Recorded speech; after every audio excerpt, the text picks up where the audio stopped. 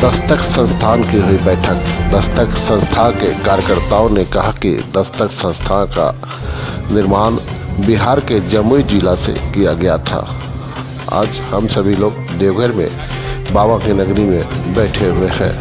इस मौके पर कार्यकर्ताओं ने कहा कि दस्तक संस्थान के द्वारा कला के क्षेत्र में, समाज के क्षेत्र में, संस्कृति के क्षेत्र में बेहतर काम किया गया।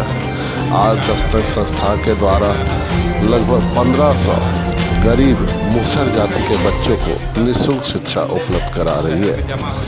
देवघर से केडी दास की रिपोर्ट। के बारे में आप क्या कहना चाहेंगे? और आपको तो मालूम होगा, दस्तक की शुरुआत में हमारे ठाकुर जी ने जम्मू में ही की थी और ये प्रयोग बहुत सफल रहा। वहाँ हर क्षेत्र में हम लोगों ने काम किया था, खास करके शिक्षा के क्षेत्र में। वहाँ के क्विज का जो आयोजन हुआ उसने वहाँ लोगों को बहुत प्रभावित किया, लड़कों को बहुत प्रोत्साहित किया। वहाँ के अधिकतर लड़के जो टॉपर हुए थे क्विज के फर्स्ट अंतर करते, सब अच्छे अच्छे पोस्ट पर है और अभी तक वो स्वीकार करते हैं कि जो प्रेरणा हमें मिली वो दस्तक के द्वारा तो हम लोग का ये प्रयोग था कि यदि 10 लोग किसी शहर में जमा हो जाए साहित्यिक कार्य के लिए, सांस्कृतिक कार्य के लिए, तो वो शहर में विकास काफ़ी होता है।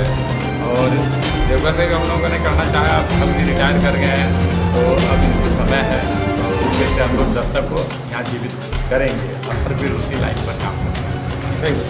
कहना चाहेंगे इनके बारे में? मैं तो अभिभूत हूँ और आदरणीय राम कुमार ठाकुर जी हैं और डॉक्टर शंकर मोहन झा जी हैं, तमाम सुधीजन हैं। एक प्रस्ताव था कि मेरी कविताओं का एकल पाठ किया जाए और इत्मीनान से लोग सुने और आनंद लें। शायद इस तरह के प्रयोग होने चाहिए, ये सभी के लिए होने चाहिए।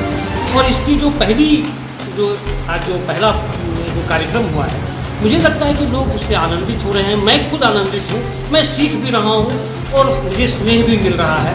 मुझे लग रहा है कि एक गंभीरता होनी चाहिए कविता को पढ़ने के लिए और सुनने के लिए और समझने के लिए, जो माहौल होना चाहिए। आजकल जो, माफ़ कीजिएगा अन्यथा कोई नहीं कि बैंड बाजा बाराती जो मंचों पर होता है, मैं थोड़ा उससे परहेज करने लगा हूँ। प्रसन्नता जैसे लोग तो और भी परहेज करने लगे हैं। तो ये धीरे धीरे बढ़ रहा है कि शोर के सामने संगीत को खतरा होने लगा, साहित्य को खतरा होने लगा, संस्कृति को खतरा होने लगा। उस शोर से बचने के विकल्प के रूप में दस्तक मंच ने यह जो आयोजन किया है, मैं इसके आयोजन को प्रणाम करता हूँ। डॉक्टर शंकरनाथ झा, डॉक्टर शंकर मोहन झा, श्री राम कुमार ठाकुर जी और तमाम लोग जो यहाँ उपस्थित हैं, प्रसन्नदा, शांत कुमार सिन्हा जी, शत्रुघ्न बाबू, तमाम सर्वेश्वर दत्त द्वारी जी, उमेश जी, उरेंदु भाई, सभी लोग यहाँ जो उपस्थित हैं, अनिल कुमार झा जी, सभी लोगों ने जो स्नेह दिया है, मैं प्रणाम करता हूँ आप सबों को।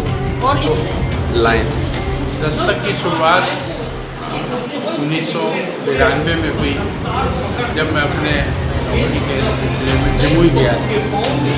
जमुई उस समय छोटा सा कस्बाई जगह थी। कोई हम लोगों ने जो शुरुआती दौर में ये काम किया था वो इसलिए कि कुछ स्वस्थ साहित्यिक मनोरंजन हम लोगों का हो।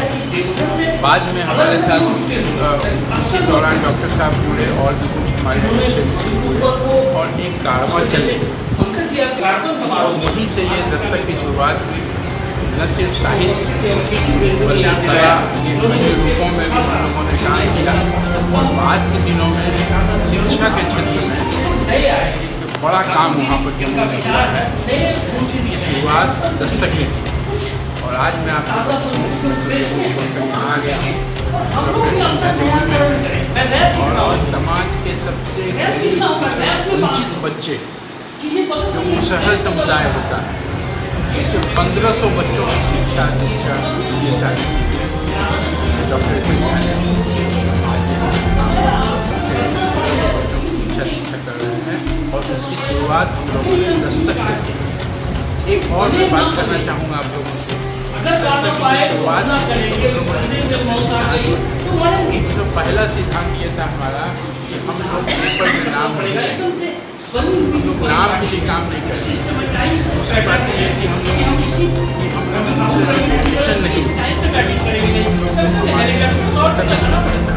टुकड़ों में हम लोग छोटे छोटे कार्यक्रम करें और हमें खुशी है कि आज जमुई के लोगों का सहयोग मिला, यहाँ के लोगों का सहयोग मिल रहा है और मुझे उम्मीद है